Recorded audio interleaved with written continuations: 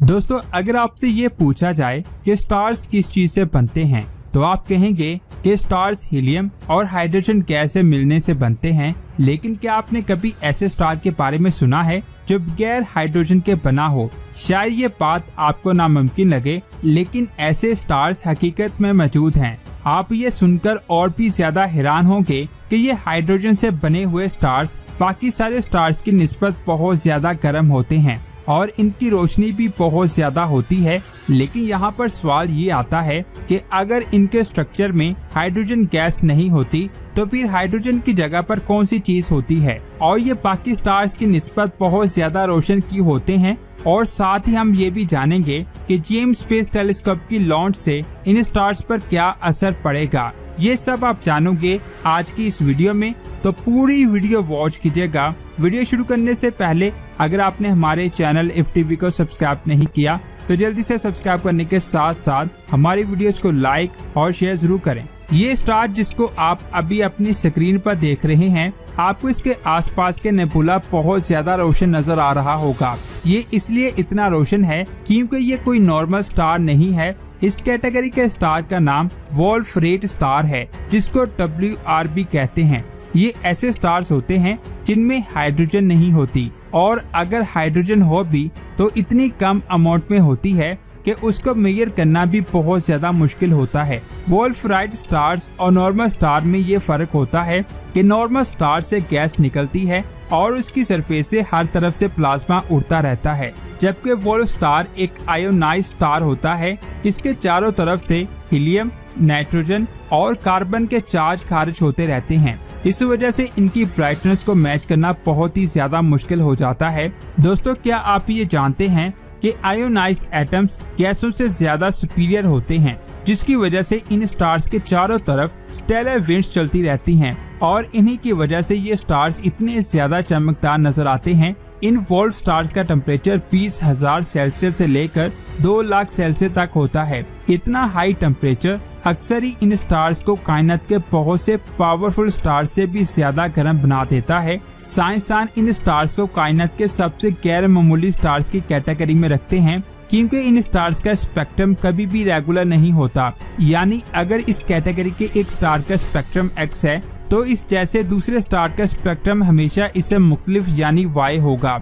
इस वजह से आप कभी भी ये अंदाजा नहीं लगा सकते कि वोल्फ स्टार किसी खास कलर या स्पेक्ट्रम में मिलेंगे। आप इनको कायनात में सिर्फ इनकी इंफ्रारेड रीडिंग की मदद से भी आइडेंटिफाई कर सकते हैं। इनकी इंफ्रारेड रीडिंग बहुत ज्यादा रोशन और आइडेंटिफाइबल होती है, जो किसी भी दूसरे स्टार में आप नहीं देख सकते।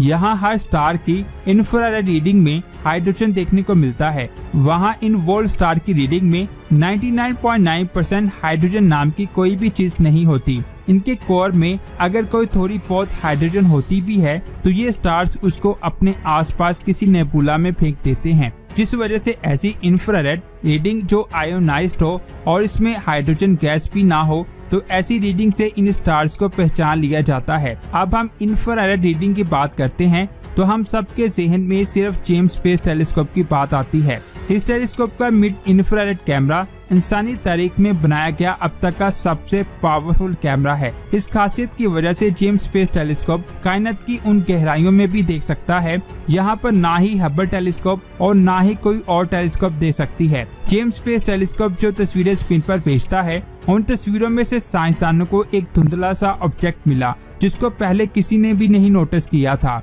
और ये तस्वीर किसी वोल्फ स्टार की सबसे क्लियर तस्वीर थी। इस ऑब्जेक्ट को WR140 नाम दिया गया है।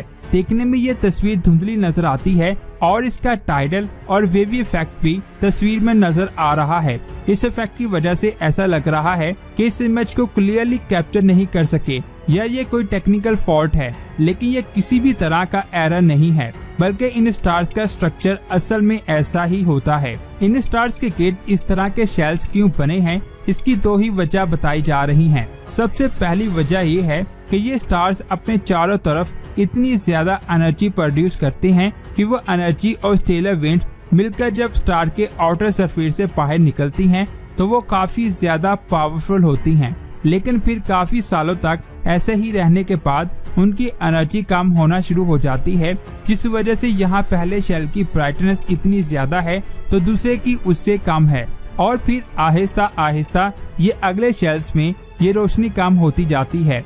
ये बात ख्याली तौर पर तो ठीक है, लेकिन अगर हम इस इमेज को देखें तो ये बात थोड़ी सी अजीब लगती है, क्योंकि स्टार का स्ट्रक्चर किसी दूसरे सिंगल स्टार नेबुला से काफी मुख्तलिफ और इरेगुलर है। ये इरेगुलर स्ट्रक्चर हमें सेकंड थ्योरी पर लेकर आता है, जिसके मुताबिक WR140 कोई सिंगल स्टार नहीं बल्कि बाइनरी वोल्फ स्टार सिस्टम है।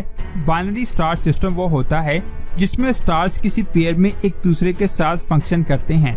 उसी तरह ये भी वोल्फ स्टार्स का एक पेयर होगा जो अपने जैसे दूसरे स्टार के साथ फंक्शन करता है, और ये स्टार हरकत करते हुए किसी एक टाइम में एक दूसरे के साथ काफी करीब आ जाते हैं। ये थ्योरी काफी हद तक इस स्टेटमेंट को सच साबित करती है, जो कि ना सिर्फ इसकी ब्राइटनेस के इरेगुलर स्ट्रक्चर को भी एक्सप्लेन कर रही है, बल्कि इसके शेल्स के राज के बारे में भी एक वैलिड रीजन बता रही है। अब इस थ्योरी के हिसाब से WR140 एक फुल बाइनरी स्टार सिस्टम है जो हर 7.49 सालों में एक दूसरे के पास से गुजरते हैं। यही वजह है कि ये दोनों वैसे तो अपने इरेगुलर पाथ को ही फॉलो करते हैं, लेकिन जब हर 7 साल बाद ये दोनों स्टार्स एक दूसरे के पास से गुजरते हैं तो इन दोनों स्टार से निकलने वाली रेडिएशंस और स्टेलर विंड्स इतनी फोर्स से आपस में कोलाइड करती हैं कि जैसे किसी नई तरह का कोई प्लैनेटरी सिस्टम बनने जा रहा हो। जरा सोचिए कि इन स्टार्स की एनर्जी एक दूसरे से टकराने पर इस लेवल तक पहुंच जाती है तो ये स्टार्स खुद कितने पावरफुल होते होंगे। साइंसदान को कहना है कि इनमें से एक स्टार का ऑर्बिट हॉरिजॉन्टल है और दूसरे का 30 डिग्री वर्टिकल है। तो दोस्तों, ये थी आज की अमेजिंग वीडियो। आपको कैसी लगी नीचे कमेंट्स करके जरूर बताएं। वीडियो अच्छी लगी तो इसे अपने फ्रेंड्स और फैमिली के साथ जरूर शेयर करें, और हमारे चैनल को सब्सक्राइब करके बेल आइकन को प्रेस करें। मिलते हैं एक और अमेजिंग वीडियो में। अपना बहुत सारा ख्याल रखें। अल्लाह हाफिज।